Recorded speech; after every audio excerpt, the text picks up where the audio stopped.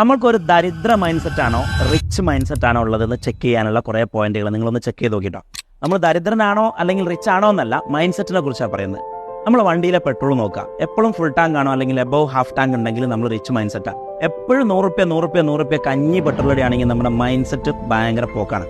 നമ്മൾ ഭക്ഷണം കഴിച്ചു വരുമ്പോൾ ആ ഒരു സപ്ലയർ ഉണ്ടല്ലോ, അയാൾക്ക് ഒരു 10 രൂപ 20 രൂപ 50 രൂപ 100 രൂപ കൊടുത്ത് വരുന്ന ആളാണെങ്കിൽ നമുക്ക് റിച്ച് മൈൻഡ് സെറ്റാണ്. നമ്മളടുത്ത് ഉണ്ടെങ്കിലും ഇല്ലെങ്കിലും കൊടുക്കണം. നമ്മൾ ബില്ല് മാത്രം കൊടുത്ത് മെല്ലെ ബാക്കി ₹1 വരെ ബാക്കിയുള്ള ഗീശയിലിട്ട് പോരുന്ന ആളെങ്കിൽ നമ്മൾ ദരിദ്രനാണ്.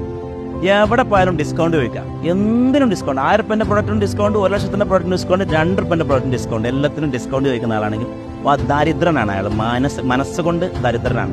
അതുപോലെ തന്നെ നമ്മൾ സ്ട്രീറ്റ് വെൻഡേഴ്സിനോട് ബാർഗെയിൻ ചെയ്യാം. ഇപ്പോൾ ഒരു ഉദാഹരണത്തിന് നമുക്കൊരു ഉദാഹരണം, ഒരു തേങ്ങ 50 രൂപക്ക് കിട്ടുന്ന സാധനം 40 തരുമെന്ന് ചോദിക്കുന്നതിന് പകരം ആ സ്ട്രീറ്റ് വെൻഡർക്ക് 50 രൂപയല്ല 100 രൂപ കൊടുത്തിട്ട് വരണം സ്റ്റൈലിൽ.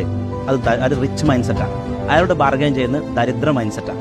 അങ്ങനെ തുടങ്ങിയിട്ട് നമ്മളെ തന്നെ പരിശോധിച്ചാൽ നമുക്ക് മനസ്സിലാവും. ആദ്യം റിച്ച് ആവണമെങ്കിൽ ആദ്യം ചെയ്യണമെങ്കിൽ ജീവിതം ആസ്വദിക്കണേ ആദ്യം ചെയ്യേണ്ടത് മൈൻഡ് സെറ്റ് നമ്മൾ റിച്ചാക്കി എടുക്കണം. എന്നാലേ പൈസ ഉണ്ടെങ്കിൽ പോലും നമുക്ക് ആസ്വദിക്കാൻ പറ്റുള്ളൂ. അല്ലെങ്കിൽ ചിലപ്പോൾ നമ്മൾ വലിയ പണക്കാരനായിരിക്കും, പക്ഷെ കഞ്ഞിയായിരിക്കും.